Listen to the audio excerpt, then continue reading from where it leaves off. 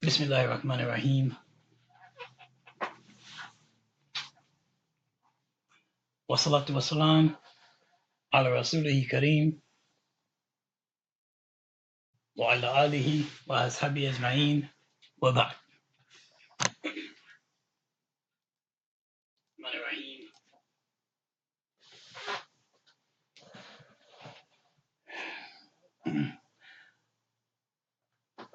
Ashhadu an la ilaha illallah wahdahu la sharika lah wa ashhadu anna Muhammadan abduhu wa rasuluh sallallahu alayhi wa sallam.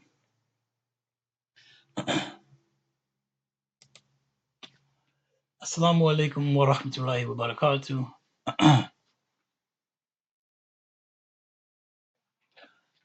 Inshallah ta'ala, we want to cover our ongoing discussion in studying from the Madinah book and studying the Arabic from the level of the Madinah book 1 from the Islamic University Medina. I wanted to mention that we have some people who are studying the alphabet and some people who are reading and working with us from the Madinah book and pushing through that. I've had a chance to do some reading with a number of people who are participating from the level of the Arabic alphabet as well as from the book. And alhamdulillah, everybody who I've had a chance to work with more than once is definitely progressing.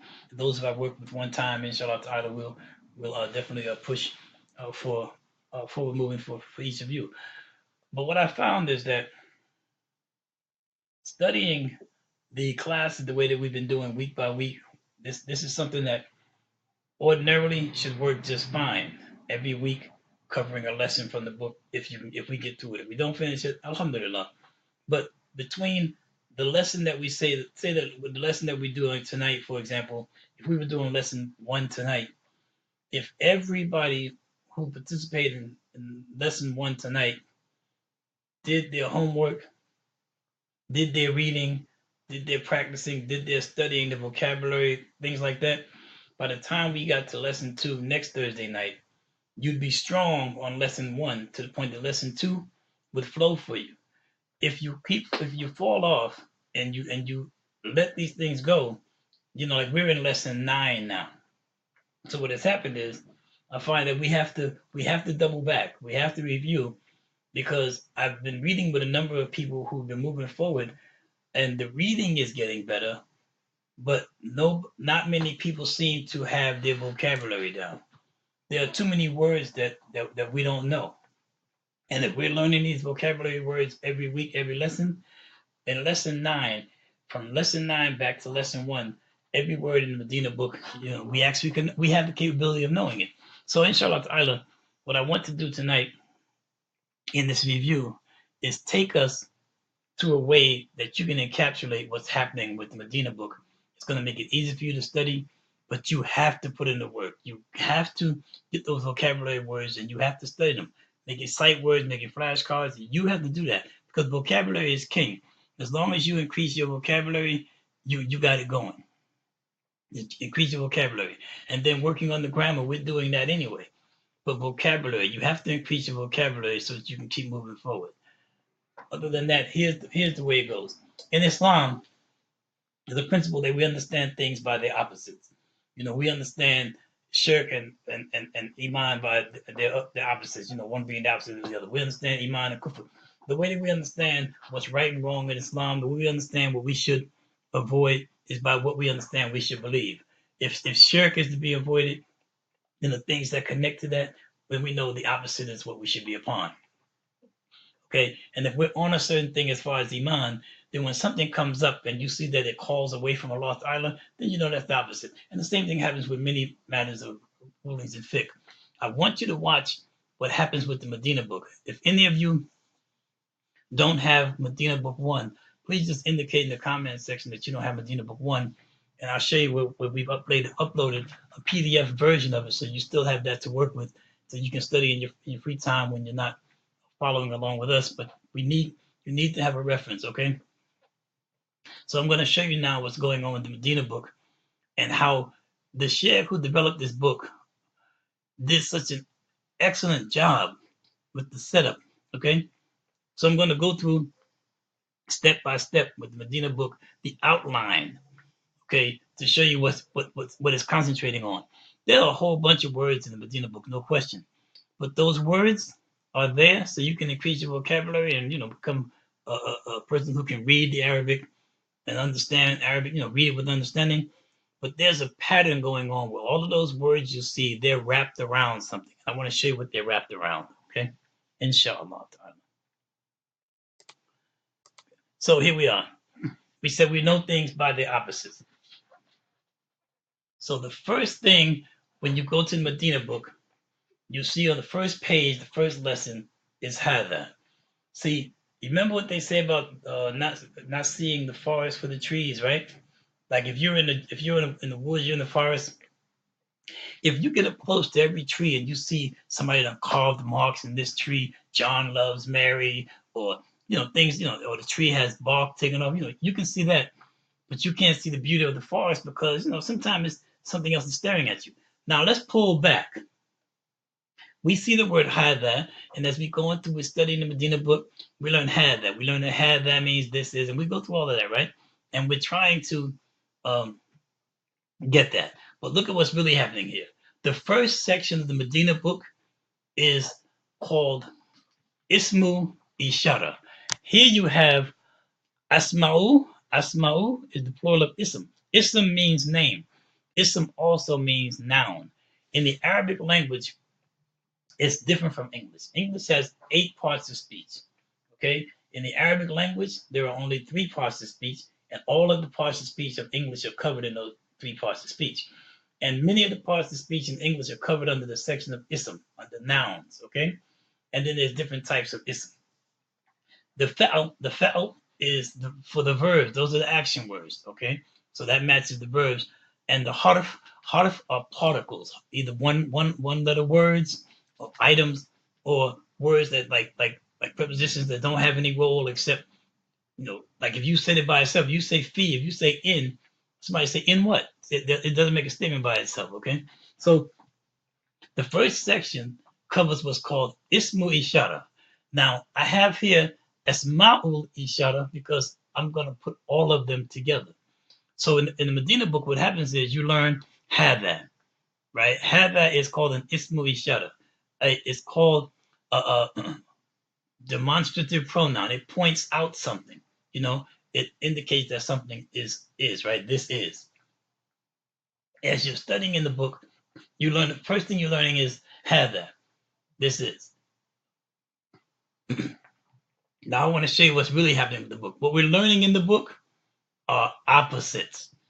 The opposites in the language surround everything else that you learn about the language, okay? So follow this pattern with me. So remember, this is going to be about a review in opposites that surround everything that you're going to learn in the Arabic language. Okay, so now, the Ismu Ishara, why it's plural is because there's a number of them. And here's what we have. The Ismu Ishara will point to something that's near. Like if you're talking to somebody in English, you say, okay, this is a hat. It's sitting next to you, right? So that's near.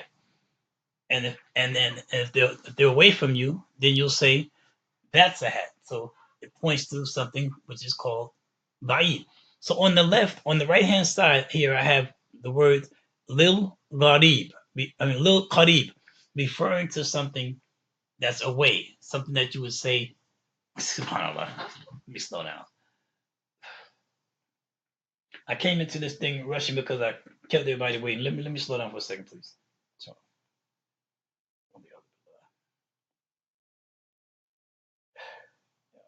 okay. On the right hand side, you have what's called lil qarib. Qarib means that which is near, that which is close, right? Like when Allah Ta'ala refers to the companions of Rasulullah as aqraban, that they are the nearest, okay? Qarib. Qarib means near. So ismu ishara points to things that are near, like when you're saying this or this is, that's something that's near you. Okay. And on the left hand side, we have here lil ba'id, referring to things that are not near, things that are far from you, a distance from you. Okay. Now, right there, right at the very beginning, we see that the ismu ishara starts off with what? Opposites. Okay. describing things that are near and describing things that are far. Lil qarib, lil ba'id. Now, everything that you're learning in the Medina book is going to be surrounded by all these opposites that I'm getting ready to show you tonight. Okay? Now, the ismu ishara, the demonstrative pronouns, like such as this or that, they refer to something that either is al-aqil. Aqil means something that has the intellect. Aqil has the intellect. Or it refers to something ghayra aqil, something that doesn't have the intellect. Okay? So when you say this is, you can say this is a truck, right? It's an inanimate object. You can say this is a cow. It doesn't have the aqil, right? Or you could say this is a woman, this is a man. Now you're talking about something with an aqil. So it's showing you that, for example, a word like hadha, for example, this is, it'll refer to something near, little qarib, okay? And if you say dhalik, if you say that, it refers to something far, something ba'id. Okay, so that's your first two opposites, right? Hadha and dhalik. And then that both of these words can refer to either something with an aqil or without an aqil. Again, a lesson in opposites. You see what's happening here? It refers to something with an intellect or without. Everything in this language of Arabic, which is subhanallah, Allah Ta'ala has gifted us with this language. Everything in the language of Arabic, you could say that you really feel sorry for anyone who Allah is privileged to be born with this being their native tongue and that they have no regard for it, right? Because this is this is stupendous. Watch this. So now we have two sets of opposites already, a little qarib and a little ba'id, referring to things that are near and referring to things that are far. Then we have al-aql, those that have the intellect, the aql, and ghayr aql, those without aql. Okay, two opposites.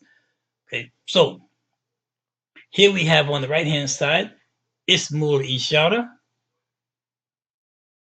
lil qarib. So on this right-hand side, we're going to cover the ism, the demonstrative pronouns referring to things that are near.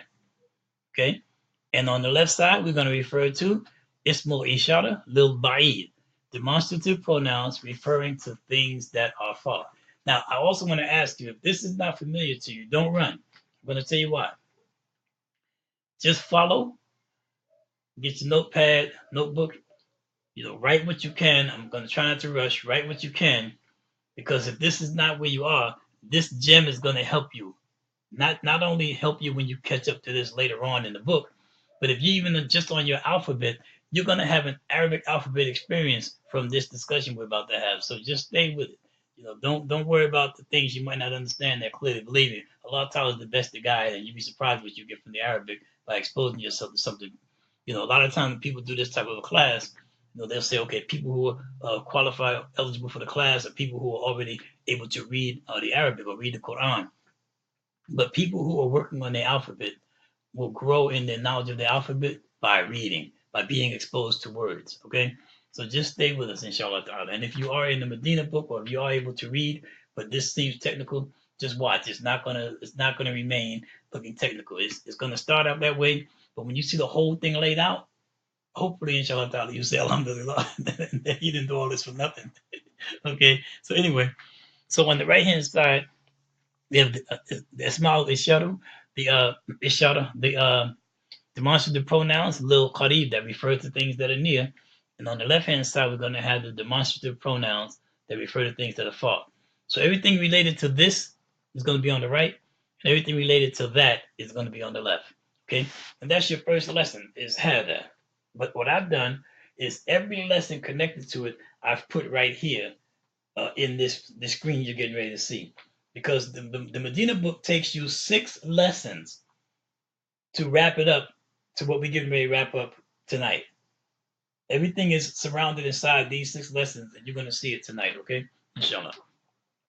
So we have 2 opposites, right? On this column, those that are near. On that column, those that are far. And remember, try to remember that the theme is that we learn and understand things by opposites, and that the language is surrounding these opposites. Okay, so the next we're going to show you that on this right hand column, you see where it says mudhakkaru, right? Al mudhakkaru means masculine. Okay, so that means even for you when you're saying this thing or that thing, there's a masculine way to say it, and then there's its opposite, a feminine way to see it. You all see the pattern that's happening here? If you want to say this is a truck, then the Arabic word that you're going to use for this is going to be one thing if truck is a masculine noun. If you want to say this is a watch, then you're going to say this is with a different word because the watch is a feminine noun. You're going to learn this language by understanding what surrounds its opposites. Because once this makes sense to you, all the nouns and all the verbs, all the words that you learn, basically the nouns, all the words that you learn in your vocabulary, they're going to be smoother for you because you're going to know they belong somewhere and you're going to understand the picture of how they belong. Inshallah ta'ala. May Allah make that the case, not say be in Allah. Okay, so here we have another set of opposites, right? We're just surrounded in opposites. You see the picture? Okay, so now let's watch this column right next to here. So now we start with mudhakara for a couple of reasons. The default in the language is masculine, but not. Let me correct that. We say the default in the language is masculine only because we have a feminine. But there's a default in the language, and whenever there's a need to distinguish something, then there's a feminine connotation applied to it. So we say that's the feminine. Okay. So we know that there are nouns like, for example, if you have Muslim, you're a Muslim, your wife is a Muslim, everybody's Muslims. But in the language, there's a clarity on who you're referring to. So for the purpose of expressing that it's a female Muslim, then we say Muslimah. You see, but the general, everybody's Muslim, right? She's a Muslim. Like that. If people were asking you in English, "Are you a Muslim?" Everybody just say, "I'm Muslim." You don't have to say I'm a Muslima. And sisters say that because they're acquainting themselves with the language. But in general, Muslima, mudaris for an instructor, mudarisa, female instructor, like that. So the default language is just general, and then where things need to describe there's a feminine or a female involved in it, then there's a different attachment to the word. Okay, so now we just found another set of opposites, al mudhakkaru and mu'annath. The mu'annath is feminine, mudhakkar is masculine. So that means this right here, this ismu ishara for qarib, the demonstrative pronoun for near, which is called this in English, this or this is. The Arabic word for this has a masculine form and it has a feminine form. And it is used in the masculine if you're referring to a man or an object or an inanimate object or an animal that's in the masculine description. And the feminine way for saying this or this is when you are referring to a lady or girl or an inanimate object or an animal that's described with the feminine. Okay, so here's another example of the opposites. So here, next to mudhakar, next to the masculine, we have hadha Husainun. Okay, hadha Hussein. This is Hussein, a man named Hussein. This is Hussein. So to introduce that man, we have to say hadha. So now we know hadha is the masculine word for this or this is. Okay, hadha mudhakir next to it. This word al mudhakaru means masculine, the masculine. Okay, and the one under it al muannathu, that's the feminine. So if you want to say you're introducing somebody to a brother, you say hadha Abdullah, hadha Muhammadan, right? Hadha, for this is Muhammad, this is Hussein. Now we come to the next opposite of that, and now we're introducing someone to our Muslim sister. Her name is Ruqayya. Okay, so we say Hadhihi Ruqayyatu. Hadhihi Ruqayyatu. So the opposite of Hussein, which is a man, is Ruqayya, which is a woman. The opposite of saying Hadha is Hadhihi. Okay, and now the opposites flow so much that if you really just pay attention to the opposites, what happens is if you learn one thing, remember last night when we were talking about the Arabic alphabet and we were showing you how so many of the letters are in sets, they're in families. And if you learn something about specific members of their family, all of the letters that are in that family experience the same rule that applies to that letter. So whatever rule applies to Jim, Jim is a moon letter. So Ha, which is in the same family, it's a moon letter, right? And Ha, because it's in the same family, it's a moon letter, right? Here, when you're learning, if you learn one thing and you know that it has an opposite, you'll always know that opposite. So this is how you study smart and you study strong. Anything that you master and push yourself to gain understanding of and clarity of in the Arabic language, its opposite is easy for you almost automatically because it means the opposite. You can't go wrong. So here you have that. You know that that is for anything masculine. Hada Hussein. Okay, hadihi for describing something. This is something when something is near. You say this is. This is Ruqayya. Then you say hadihi Ruqayya. Okay. Now another set of opposites. All nouns generally default to with a dhamma on the end. Okay, the dhamma, that's the normal format for the nouns, a dhamma. And when it's a general noun, not a definite noun, for example, it's a general noun, it has tanween, it has a double dhamma. So you say Husainun. See at the top, we say Hada Husainun, right? Hada Husainun. But women's names, which is the opposite of men, don't take tanween. Ruqayya is not Ruqayyatun, right? It's Ruqayyatu. See, learn things by their opposites. And what happens is, as you're studying this, you gradually get a comfort zone with it, and then the things that you're having problems with begin to come less and less. But you just remember, okay? If you say Muhammad, you say Muhammadan.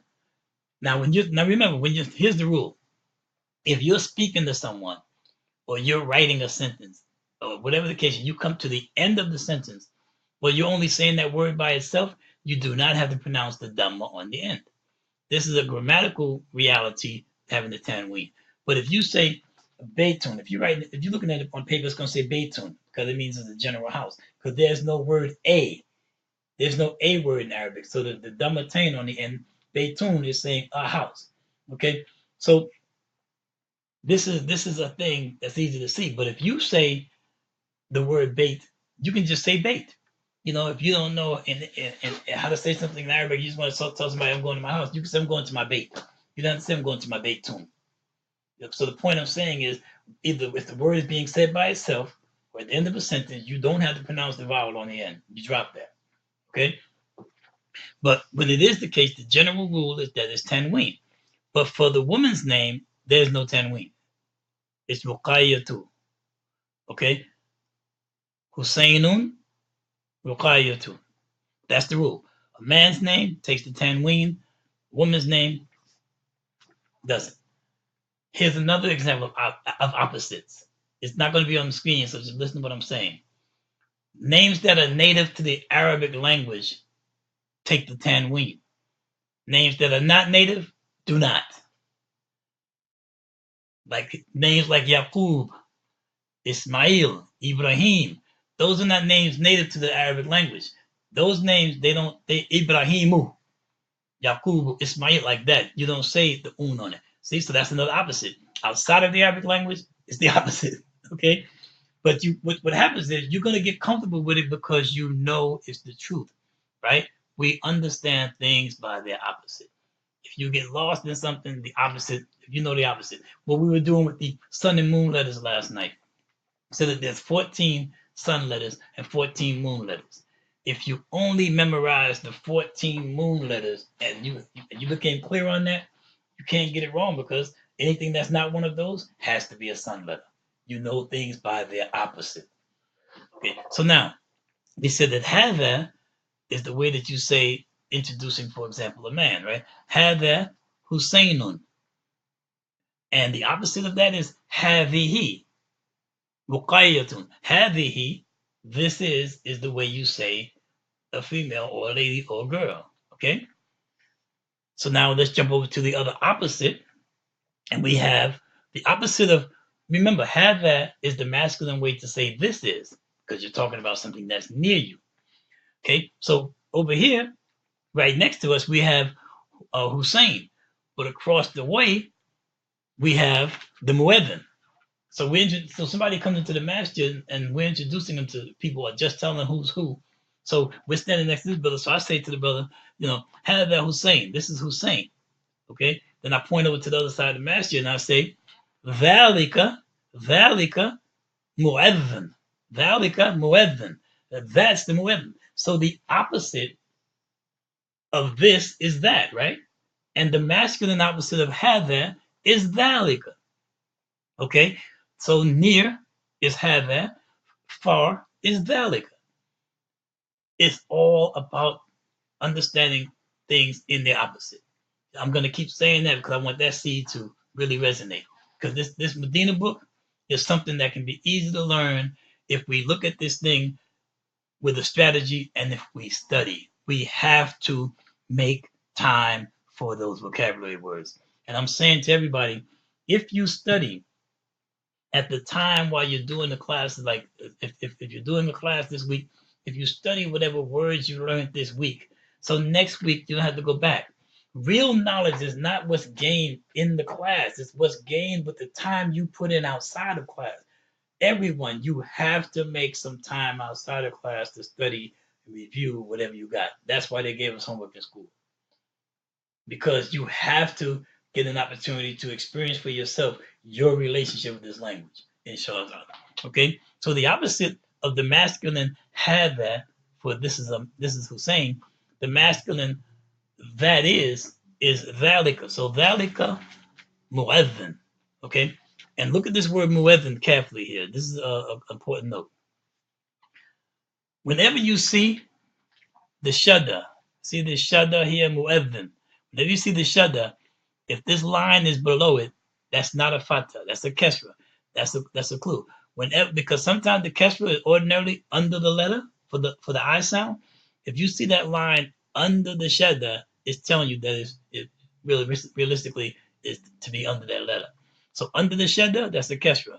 If this was a fatha, it would be above that shadda. Okay. So this is mu'adhin, mu'adhin. Okay. So have that mu'adhin on. So that's the mu'adhin over there. So we see the masculine for this, and then the opposite, the masculine for that. We see in this bottom row here on the right, we see the opposite. We see the feminine for this, which is the opposite of the masculine for this, right? We see the feminine for this, introducing Quiet. So now, what lady are we going to introduce from across? So now there's a sister. She's telling people about sisters in the masjid. She said, okay, Hadihi Ruqayya. This is Ruqayya right here. So now she's going to point out a sister on the other side of the masjid, and she's going to say, Tilka, Tilka Mumarridat. Okay, Mumarridat. Okay, Murid means to be ill or sick. A Mumarridat, a Mumarrid is a nurse. Mumarridat is the female nurse. Okay, so he's saying, and that is a nurse. So the feminine, which is the opposite of masculine, the feminine for dhalika, which is for that, is tilka. Tilka is how you say that is such and such a lady. That is such and such a girl. That is such and such a inanimate object that's in the feminine. Okay? So now let's look at the top. We have the mudhakkar. We have the masculine, have that, Husseinun. This is Hussein. The masculine opposite, which is that is, we say dhalika mueddin. And that is mueddin. And that is a mueddin. Okay? And then on the bottom we have al mu'annath. We have the feminine, which is the opposite of masculine. And if we don't get together some of this mess that we experiencing with each other in our community, it's more than opposite, right? It's starting like a war. Okay, so anyway, may Allah help us. Now, so then at the mu'annith we see here hadihi, this is, which is the feminine, the opposite of hadha, the feminine. Hadihi ruqayya, this is ruqayya. We go to the right, dhalika mu'adhin. Mu'adhin. This is a mu'adhin. And then at the bottom on the left, Ali Yasar on the bottom on the left, tilka mumarrida. This is a nurse, a female nurse. So tilka is the opposite of dhalika. You see how these opposites come into play? Now, what we just did, we just showed an example of uh, hadha and dhalik, which are opposites, this and that, and hadhihi and tilka, which is feminine opposites of this and that, and how hadha and hadhihi are opposites, and how dhalika and tilka are opposites. And we said that these ismu ishara, these demonstrative pronouns, we said that they cover those things that have an akal, right? An akal, which is human beings. Akal refers to Allah, angels, jinns, and human beings. That's what those are the ones that you say whom. Okay, and anything you say what to are animals and inanimate objects. Okay, so we just shown an example of how you the hadha, dhalik, hadihi, and tilka, how they apply to the things that have an akal, right?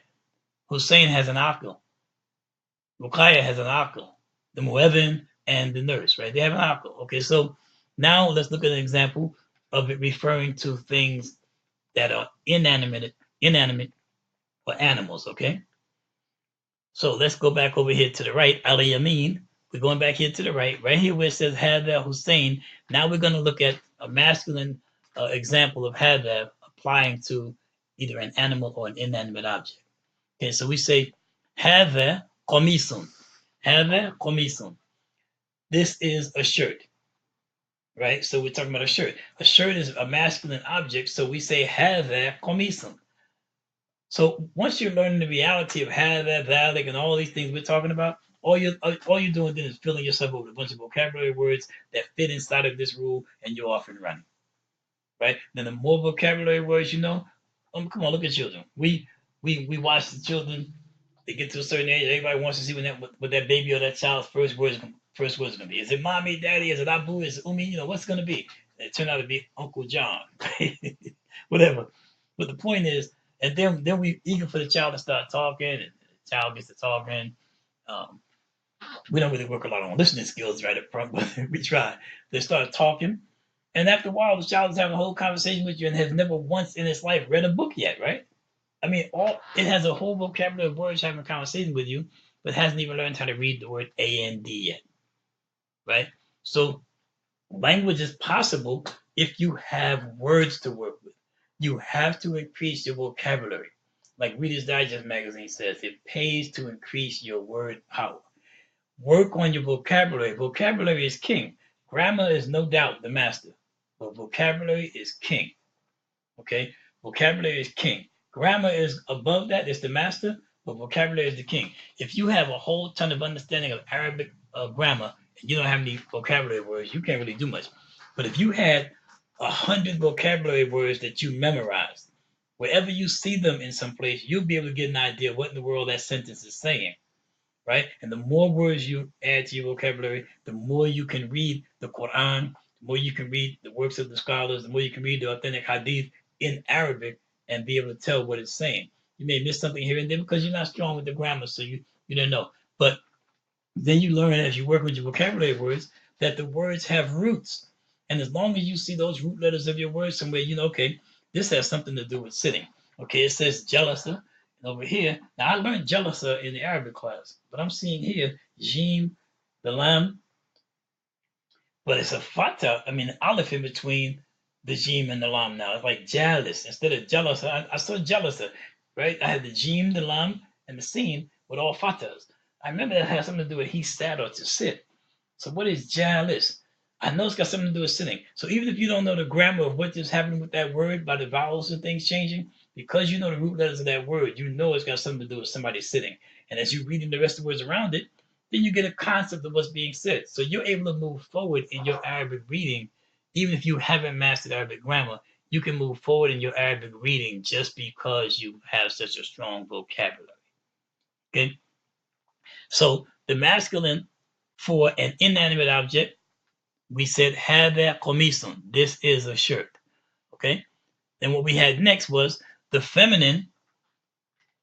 The feminine for an inanimate object, and you see here, hadhihi. Hadhihi hadiqatun. Right? So now we're talking about your briefcase. Now look at this. Remember, here's another matter of opposites.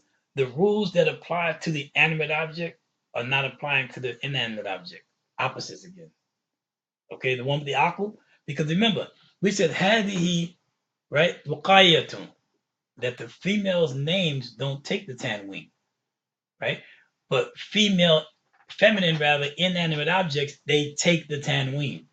See? So the opposite. Here's a lady's name, Ruqayatu, and here's the inanimate object, Hadihi Hadikatun. So the tanween is back on the inanimate object. Okay? So Hadikatun. And then also, when you know things by the opposite, because if it was a masculine, this tanween, this tamabudu on the end here, this had with the two dots over it, this is another indicator of the word being a feminine in the general. There are exceptions to the rule, but in the general. Okay? And you find those names like Usama and some other names like Ikrima, and it may not be referring to a lady. Okay? So now, so we see Habihi is applied to a lady's name, and when you're talking about a lady or a female, and it's applied to when you're talking about an inanimate object that's in the feminine. So now we go across the way. Now we want to talk about that is. Now we're talking about that is for an inanimate object, right? Dhalika hajara. That is a rock. Hajarun. That is a rock.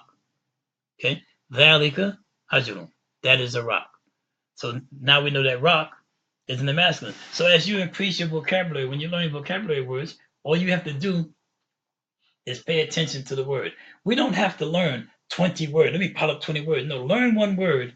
Learn as much as you can about that word. Okay, this word, such and such, it's a masculine, right? This is how you say it in the plural. Learn what you can about that word, the different forms of that word if you can, right? And make knowledge yours. Make that your possession. Ask Allah to increase us in wanting knowledge as our possession. Knowledge, ilmun nafi'ah, beneficial knowledge. Rasulullah sallallahu alaihi wasallam, at the Fajr in the morning, he would say, Allahumma inni, O Allah, surely I, as'aluka, ask of you, ilmun nafi'ah, beneficial knowledge, wa rizqun tayyiban, and goodly provisions, wa amalan mutaqabbalan, and actions that are accepted by you. The first of those things on the list, ilmun nafi'ah.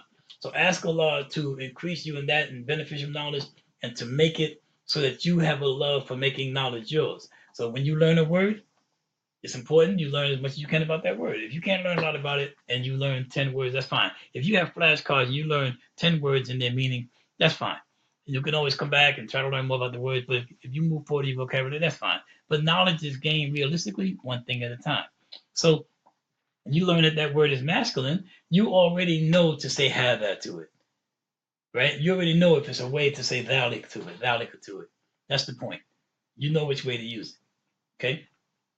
So on the feminine of an inanimate object that's a distance away, see, we still say tilka. Tilka, that is the jajan. What is the jajan?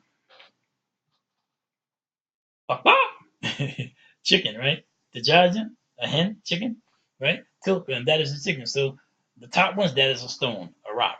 The bottom, that is a chicken. Okay? So this is an example. So we've hit a ton of opposites right here. Okay, so coming back up. Now this section here, the beginning of the Madinah book, is called the Ismu Ishara. It's a section on just demonstrative pronouns. And look at what it did. It covered little qarib, it covered things that are near, a little ba'id, things that are far. It's your opposites, right? It covered whatever has an aql, right, the intellect, and it covered ghayrul aql, what doesn't have the intellect. Okay, here's your opposites. So it covered what's near and what's far. It covered al-mudhakkara, right, al-mudhakkaru, that which is masculine, right, al-mu'annathu, and that which is feminine. It covered hadha, how to say this is for the masculine, and hadhihi, the opposite, how to say this is for the feminine. Okay, it covered dhalik, how to say that is, the opposite of hadha, the opposite of this, in the masculine, and then it showed how to say that is, the opposite of this in the feminine, tilka. So this is a page where the vocabulary words you're learning in the middle, hajaru, right, dajajan, hadikatun, qamisun, all of that, and the names, you're learning all of that in the middle of the real story being the rules. Dhalik, tilka, hadha, and hadhihi. near and far, akal, no akal, masculine and feminine. It's all surrounded and encased in these opposites. Okay. Now I wanna stop for solid 2 minutes, and if you haven't had a chance, if you want, please take a moment to write this. If the top confuses you, you don't have to write this movie shorter if you don't want to. You can if you want to copy everything, because later on when you're dealing with it, at least you have it as a note. But look at this chart, because if this chart makes sense to you now, alhamdulillah, then that means either you're already ahead of me, or you're moving forward, by it's helping you to move forward. Or if you don't understand it, take it. These are going to be your benchmarks as you go on with your Arabic studies. You're going to come back and look at this, and this is going to look like Sesame Street to you. Inshallah, may Allah make that the case. I mean, for all of us. Doesn't look like Sesame Street to me now. So I hope that looks like Sesame Street for you all at some point. Okay, so I'm gonna wait. Uh,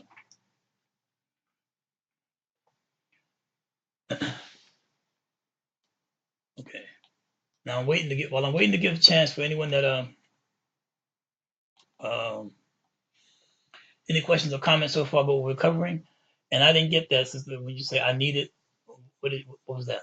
Because I might not have seen at what point the comment was made or what I was saying at the time, because I'm coming backward and forward to this screen where I see the comments. So forgive me. On my screen, what you see is what's on my screen. On my other screen, I can go back from time to time and I can see what the comments are. So I might not be on time with answering, and I apologize for that.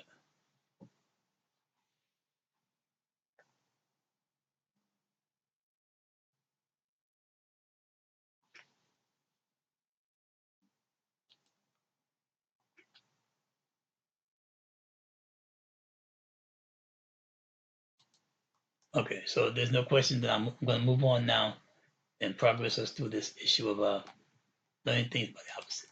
Okay.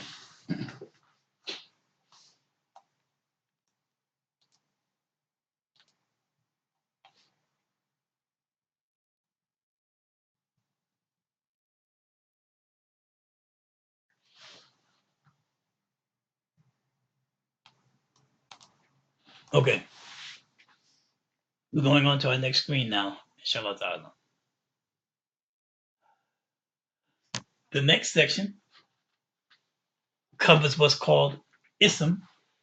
Remember, ism are nouns. Okay, everything in the noun family.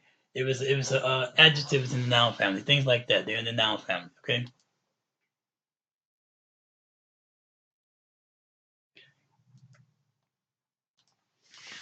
All right. So now you have this is called ismu istifham. Okay, and this means interrogatory. This means questions. Okay, this means words that lead to or that help you ask a question. Istifham, the word for question is su'al. Istifham literally means to seek. Ista, on the beginning of it, when you have this aleph, the sin, and the ta, this piece means seeking, to seek, like istikara, right? Okay, ista. We say iyaka nasta'in. The na means us. We say to Allah nasta'in, that we seek your help. Ista is to seek. Okay, so fahm, the fa, ha, and meme means understand, understanding. Istifham means you're seeking understanding. And as I say, every time I touch this word, I say, could we imagine if every time people ask a question, they're really seeking understanding by that question, not fitna, not whatever things that people tend to do with the question, right? So here we have istifham.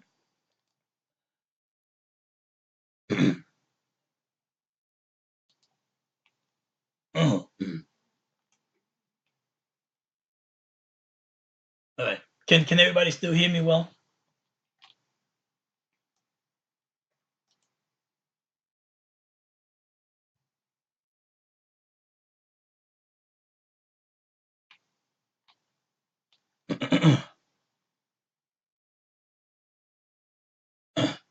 Testing 1 2.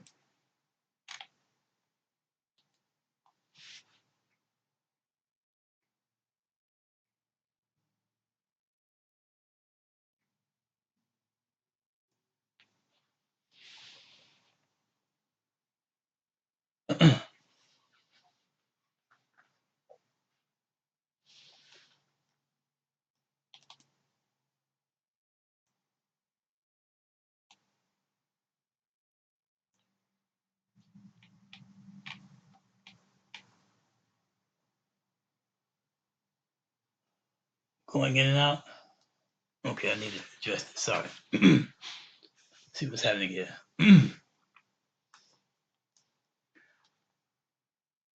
Yeah, I'm not hearing it either.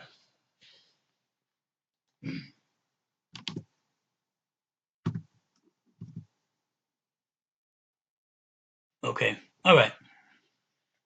So this is called ismu istifham.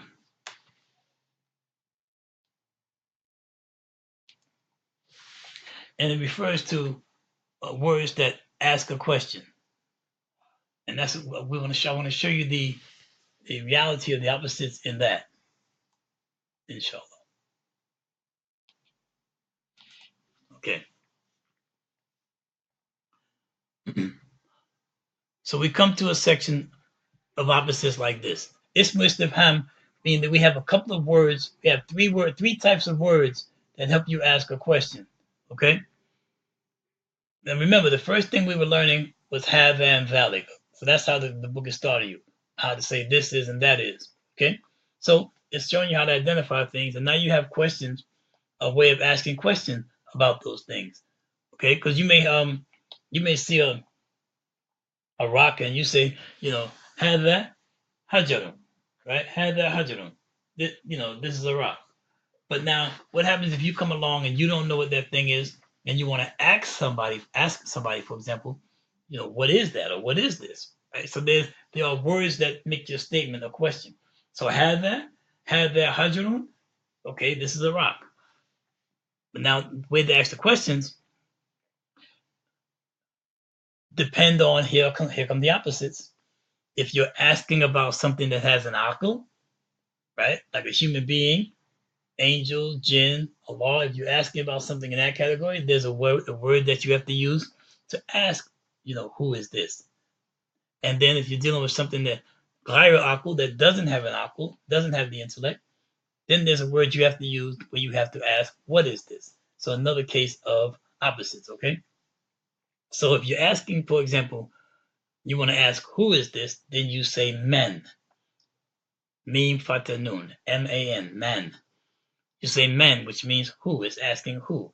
So now when you put men in front of hadha, you're asking, who is this? Right? Because we know hadha is this or this is. Man hadha would be who is this?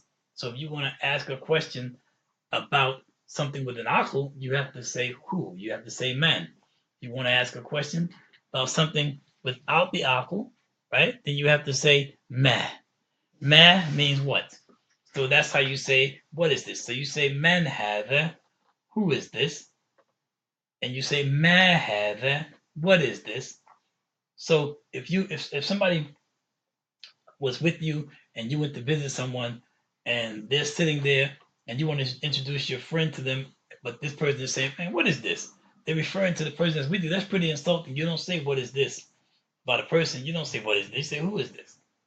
Who is this? Saying, what is this is automatically intended to be an insult. It's not going to work. You say, who is this? So you have to say men when you're asking about a person. Okay?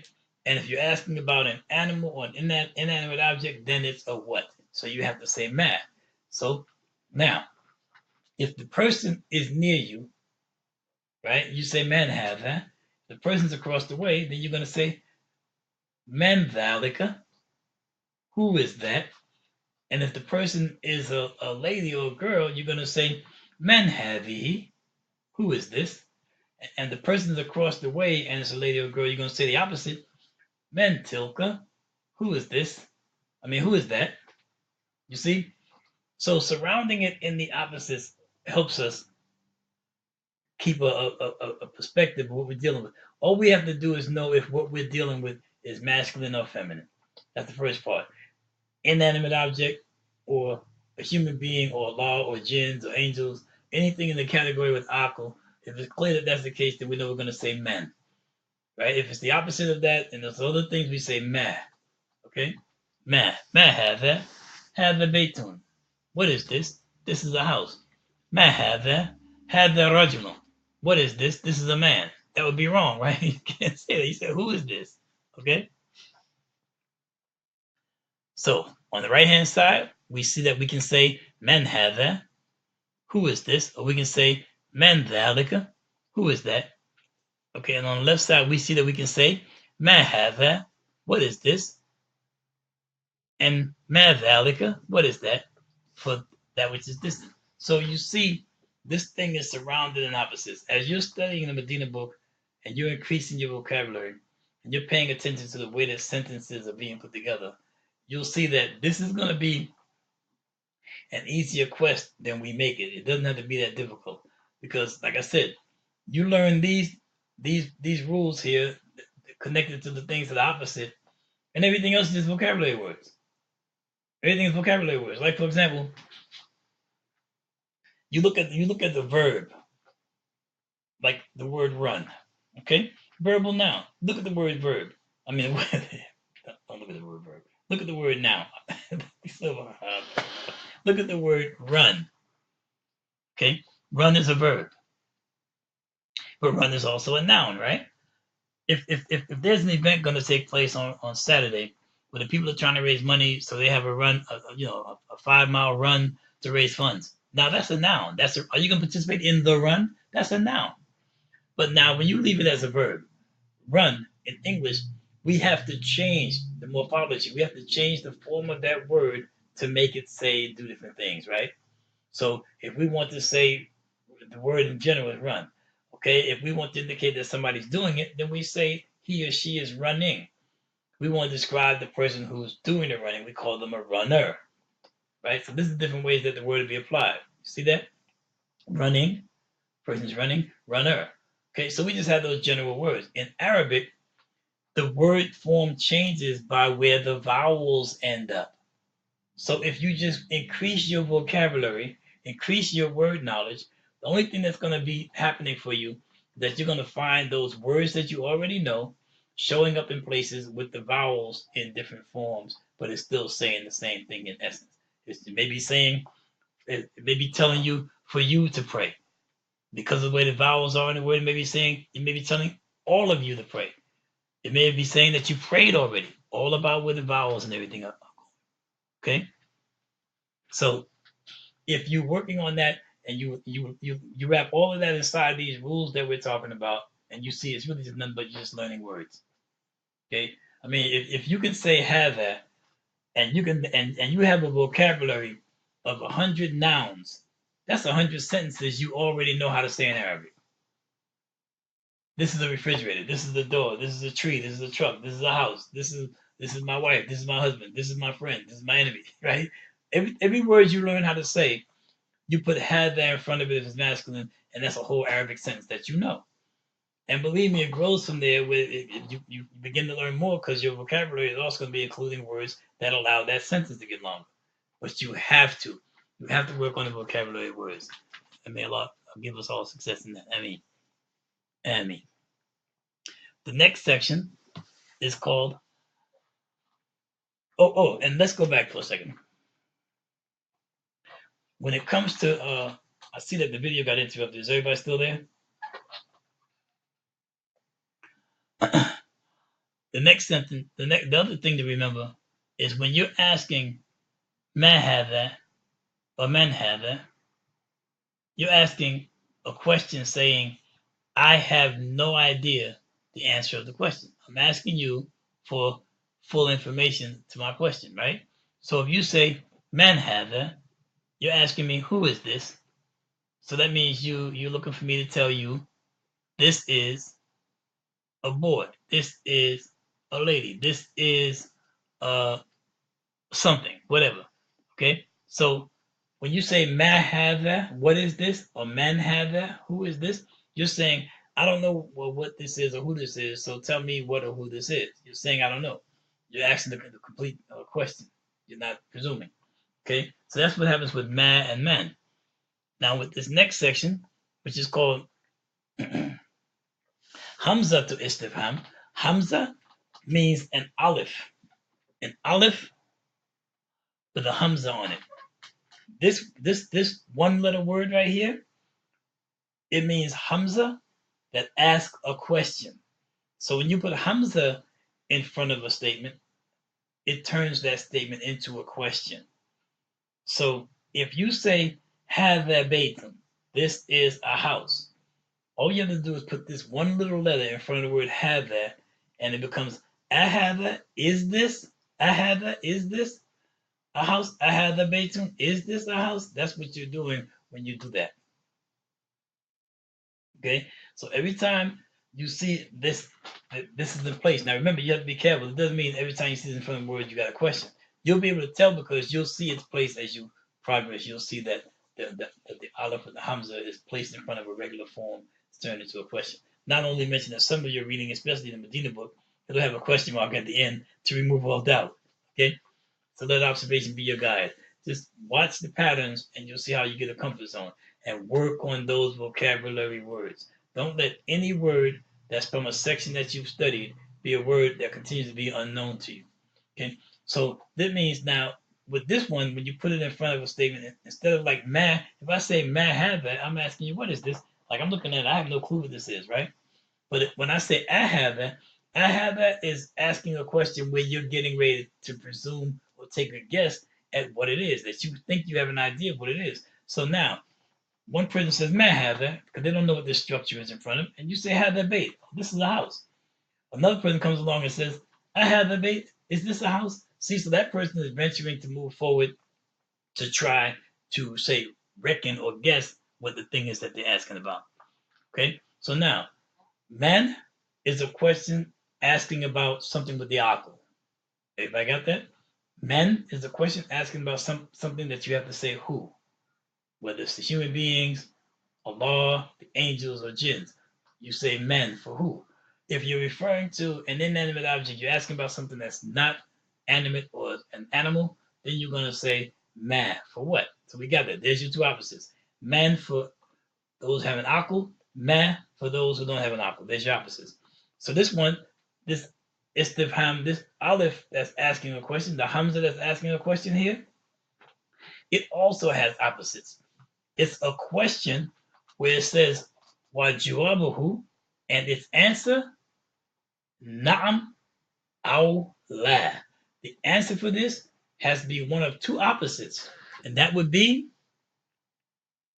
okay. First, we have, I forgot to show you this. I had that, how it turns into a question. Is this? And it's a question that its answer has to be la for no or na'am for yes. So this is a question that its answer falls under two opposites. If you say, I have a bait, is this a house? The person's going to say, yes, this is a house, or no, this is not a house. It requires a yes or no answer. You know, if a person chooses to say no and they don't want to tell you anything else, then they can go about their business. But some people may choose to inform you. Well, no, it's not a house. It's actually a masjid, or it's actually, a shack. It's this or that. So some people will go further and say to you, no, it's not what you think it is. It's this. Or if you say the right thing, they may just say nah, and that's enough confirmation for you. So this word, this one letter word, the aleph with the hamza over it, is a question. It's seeking an answer. Okay? So you have here in the middle of the screen, have that right here with the in front of it. So have that by itself is this, or this is. You put this in front of have that, and it becomes a have that. It becomes a question. Is this? Okay, is this? Are you? Did you? Yes or no, right? Because the is going to come in front of things. Like, for example, I say to you, Anta Muslim. I say to a man, you are a Muslim. I say to a lady, Anti Muslima. You are a Muslim, right? But if I put that I in front of that and I say, Anta Muslim, are you a Muslim? Anti Muslima, are you a Muslim? You see? So it turns the statement into a question, and that question requires a yes or a no answer. More of what? The opposites. Then we have a section in the book, and we haven't even reached lesson 7. All of these powerful points are covered from maybe lesson 1 to 3. Some of these opposites that I've given you are jumped ahead further in the book. I just brought them down closer for you. You get to these later in the book. I'm just putting them all together because if you learn them, when you get to those parts in the book, alhamdulillah. But if you study and have what's wrong with studying hadihi? you're studying Hadha. What's wrong with studying Vedic at the same time? So I'm bringing all of them together because the book is surrounding you with opposites. You're spending some time from lesson 1 to 3 covering Hadha, Man Hadha, all those things, right? And then when you get to lesson 6, then you get Hadihi. So I'm bringing it all into a capsule here. Okay. So now you have what's called when you're putting al in front of a noun, al in front of a word. And this is another section with opposites. Another example of opposites. Either something is the tanween, right? Like you have Beitun, which is a house, is a general house. So al bait would be the house. When you put al in front of a thing, so you say, you drop your kids off at school and you say, when you get out of school, come straight to the house. When you say the house, they know you mean the house that you all live in. But if you say to them, go straight to a house, they're like, what house? Because it's general now, a house. You say Beitun, you tell them go to a house. They have no idea what house you want them to go to. If you say go straight to the house, then by having you have the definite. Okay, so this al is also part of the opposites, a definite and an indefinite. Okay, so you have here al is called harful ta'rif. Arif refers to knowledge, that which is known. So a harful ta'rif is a harf, is a particle that refers to something being definitely known, which means it's a definite article. Okay, harful ta'rif means the definite article. We say the in English, there's a king and then there's the king, right? Like that. Okay, so now the opposites. You have what's called nakira on the right hand side, nakira, the indefinite, uncertain, the indefinite article, and you have wal ma'rifat, which is the definite article. Okay, so on the right you have indefinite, on the left you have definite. These are opposites. Okay, so here you have the word beitun with the tanween. It's an indefinite article. It could be any house. Beit means house. Beitun, it just means a house. That could be any house on the planet. Beitun, a house. When you want to get specific, here over on the left, when you have the definite article, you'll say al beitu. Okay, al beitu. And here again, so the opposite is indefinite, beitun, and definite, al beitu, right? The house. And then you see another thing that's opposite about them is that when it's indefinite, like it has a tanween, the double dhamma on the end, beitun. And when it's definite, it has al beitu. And it's so strict that dhamma on the end of al beitu, as long as you have al on the word, you will never see tanween on the end of the word with al. And even a word that's coming in front of al, you're not going to see it end with tanween. Tanween will get dropped. Even that almost sound like fire, right? Get dropped. Tanween will get dropped out of that word in front of it, so that just the dhamma can be carried over to that al. Okay, like we say siratul mustaqim, right? Al mustaqim, right? But sirat would be siratun with a tanween, general siratun. But since it's a specific sirat, mustaqim is siratul. So that tanween won't be there. It'll just be a dhamma going over to the al. Siratul mustaqim, sirat. Okay? So you have beitun for house and al beitu, the house. Okay, you have alif lam, like a alif lam, because you would have a fata, right, for al. Then you have the ba. And the other thing here, you have the ba. This would have a fata here in the ya. When you get used to it, you start seeing these words like sight words. It doesn't even bother you. It won't bother you that there are no vowels showing it, because you'll recognize the word. You'll know your root letters, ba, ya, and ta. This ba, ya, and ta, whenever they're together in this order, have something to do with house. Beit, house. Buyut, house. Houses, plural. But they'll have something to do with housing someone, homes, homelessness. It'll have something to do with that. Whenever you look in the Arabic dictionary and you find ba, ya, and ta in that order, it'll have something to do with the realm of being housed, being in a house, having a home, etc. Okay, or being homeless, depending on how it's applied. Okay, so here we have the indefinite, right? The nakira and nakira. And then we have al ma'rifat. We have the definite on the left. So now, since we have definite articles in Arabic, it causes us to deal with two more opposites. Two more opposites. And that is al hurufu qamariya. Remember here at the top, you go to the top where we see al that says harf. Right over here it says harf. Okay? This is harf. That's singular. Okay? Huruf is plural. And now it's referring to alphabet because a harf, a particle, is not only small words, but even the letters of the alphabet are called harf. And the plural of that is huruf. Okay? The Arabic alphabet letters are called huruf. So now because you have the definite article and indefinite article, now if you make a definite article, now you have two new sets of opposites. You have al-huruful qamariya, which are moon letters, and then you have al-hurufu shamsiya, which is sun letters.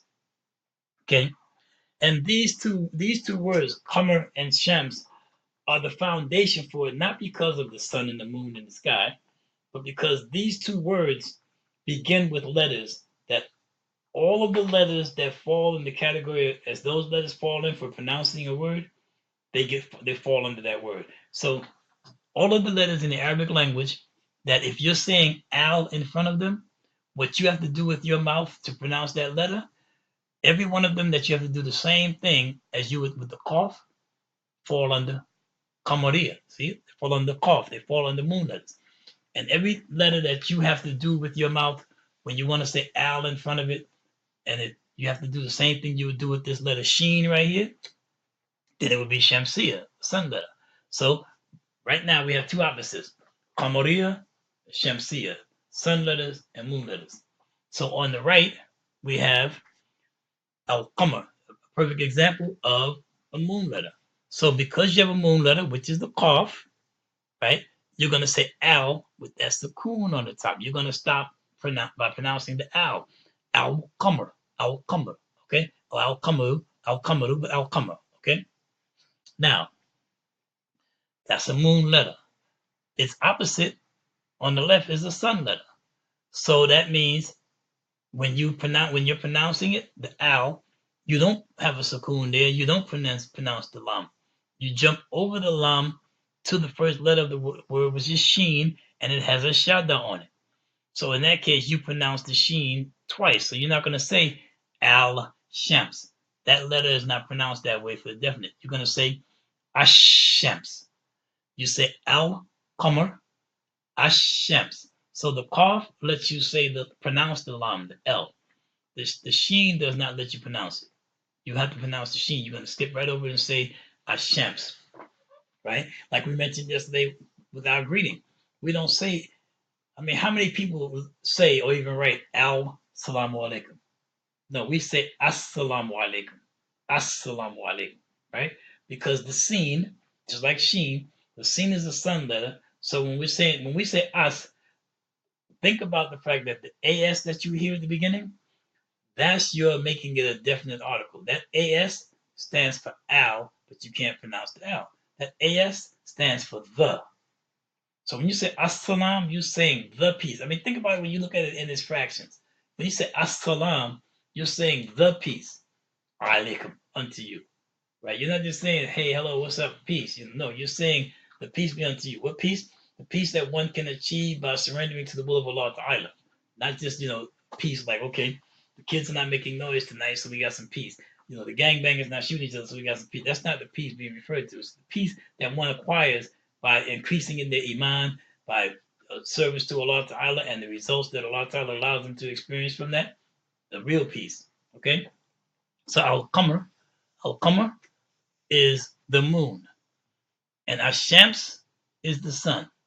So the same way that if you can say the Al is a moon letter, and if it's a sun letter, you can't say the Al, you're going to double that letter and say Ashams. Okay? And that's where we are. This is what I wanted to offer tonight, and I want to hold on. If there's any any questions or something not clear, I'm gladly take a few minutes to address if there's any questions about what we covered. If you need me to go back any slides, any screens, I'll gladly go back to whatever you want me to refer to, so we can have a visual as you're uh, answering the question or as I'm answering it. Inshallah, may Allah Ta'ala make me have the capacity to answer what you might need. I mean,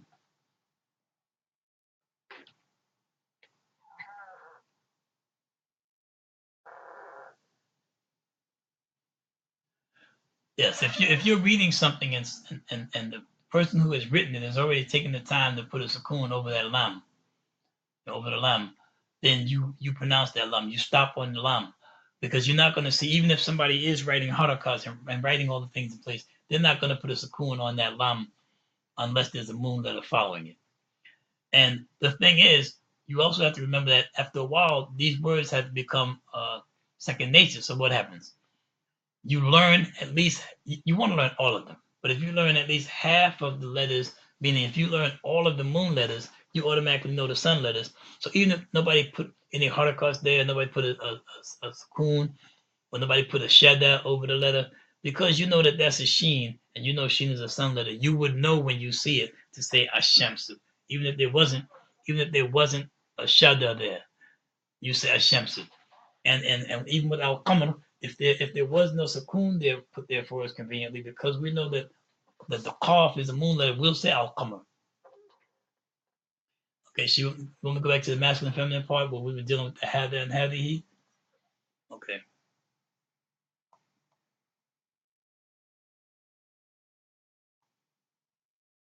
Okay. I think I'm on the screen that you might be referring to.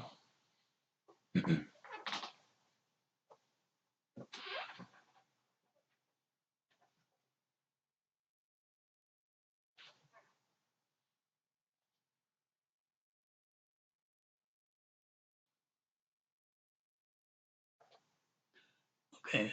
This is the screen that we dealt with the mudhakaru and al muannath. Okay. Okay. So please, what is the question? If I can help, I'll be glad to do so. Inshallah.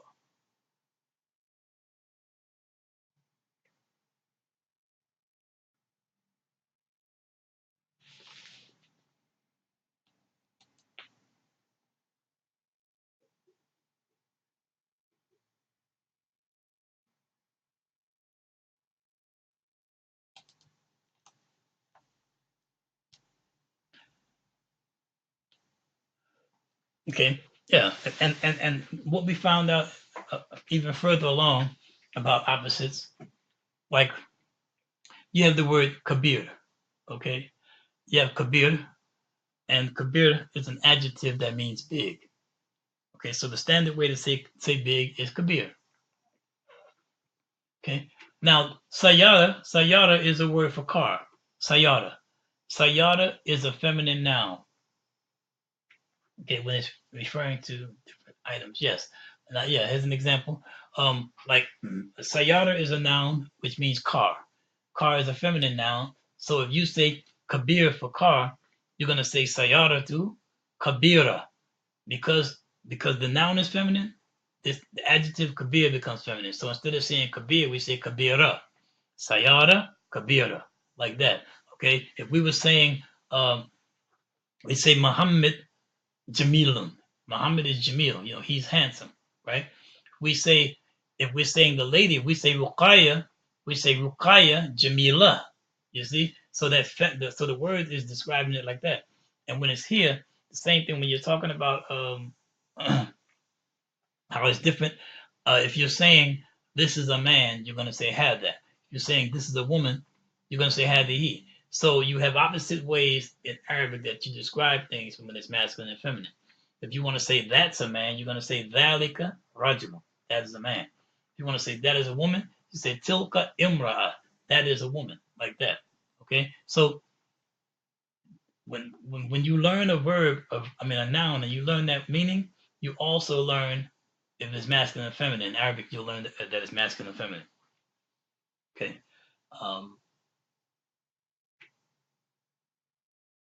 Yeah. So we say hada, Hussein. This is Hussein. We say Hadihi Jahara. Okay, this is Jahara, like that. So if you're referring to a lady or a female, you say, or a feminine thing, a feminine noun, then you're going to say Hadihi. Yes, so you change it when you're referring to different things. That's correct. And remember, the thing that I really appreciate about the resources of using the videos, that you can always, at any time when it's convenient for you in your own time, stop and pause the video, for example, on a particular screen if you miss something. Go back and make the notes. And then while you're making the notes, play the video back so you can hear how it's being explained again. And it'll, each time it'll come up. Like sometimes you read a book or you hear somebody say something, and or you went to a lecture or a program. It could be about anything. It could be about campsites or something. And then when you go home and you play the tape back or the recording back, you realize, you hear something that you didn't notice, and you were right there at that conference when they were talking about campsites, that you just noticed here. I didn't realize all that time that guy was talking about campsites, he was mentioning a serious way that you can keep those mosquitoes off you that I never heard of before, that you might not even notice that he actually went into that length when you were there. So having the opportunity to play it back again, you might hear something that you didn't hear, the first time. So alhamdulillah, you can control it. You can say, okay, I want to get this information right now. And you say, okay, you can pause. Okay, that's enough right now. Okay, I had enough right now. You can pause it. You're in charge. And you can do it at your own pace. But you want your pace to be a real pace that's going to help you benefit and grow, inshallah. Alhamdulillah. Anyone else have any questions about anything that we covered? Jazakallah khairan. To all of you, whoever is joining us, I thank you all for doing that. And for the patience and the fact that we were, subhanAllah, much later than we intended to start. But we may have to make some changes because of the way that Maghrib is coming in. I may have to make that the case. I may have to start later because it's delaying the dars. Maybe better to just go ahead and establish the dars at that time, inshallah. I hope that that won't be too much of a problem. If I make it earlier, then the Salatul Maghrib is going to come in at an awkward place in the time of the class, and want to get a maximum benefit out of the time that we have, that we can do this, inshallah. So we'll work something out, then we see what we have from you regarding it. Right. So having said that, anything that I said, and then I really hope that this was of some use, anything that I said that is truthful and benefit is from Allah Ta'ala. Anything I said that has any irritation, any crookedness in it, any error or blunder in it, it's from myself and shaitan. And I seek refuge in Allah from shaitan, and I seek Allah's forgiveness for any misleading information. And if I find that something that I said or presented was incorrect, inshallah ta'ala, as soon as we're doing the next Arabic class on this level, I'll indicate what I mentioned to you last week that was incorrect. Here's the right way, inshallah ta'ala, to try to avoid anyone being upon information that's not right. May Allah keep me truthful in that. Having said that, of course, I seek Allah's forgiveness for you and for me. أقول قال هذا استغفر الله لي ولكم سبحانك اللهم وبحمدك أشهد أن لا إله إلا أنت وأستغفرك وأتوب إليك وآخر دعوانا والصلاة والسلام على رسوله الكريم وعلى آله وأصحابه أجمعين ومن تبعهم بإحسان إلى يوم الدين. السلام عليكم ورحمة الله وبركاته.